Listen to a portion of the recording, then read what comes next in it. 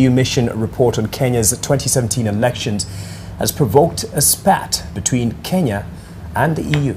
Well, Kenya, through its ambassador to Belgium and the EU, alleges that the decision by the EU observer mission contravened an agreement between the two entities. The poll observers said their attempts to have the report released in Nairobi were thwarted by the government, which claimed it was not ready to receive them.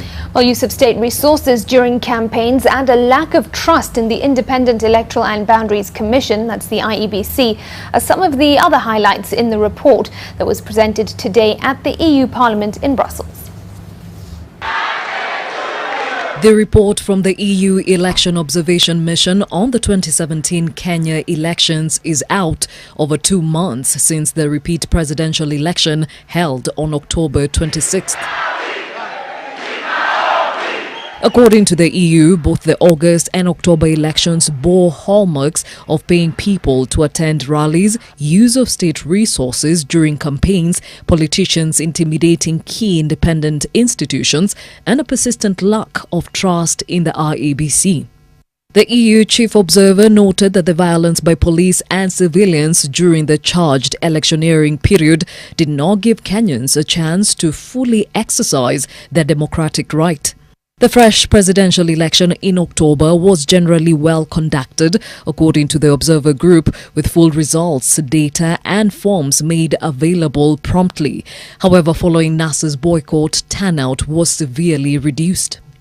The EU chief observer also highlighted the team's recommendations going into future elections, among them taking action to provide for the resilience of independent institutions involved in elections, strengthening of the IEBC's independence and accountability, a legal requirement for a comprehensive results framework, and the review of the electoral system considering impact on the political participation of women and inclusivity.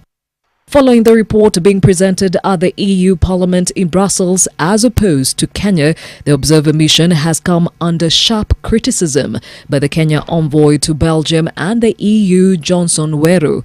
Weru has accused Shake and her team of contravening an agreement between the EU and Kenya.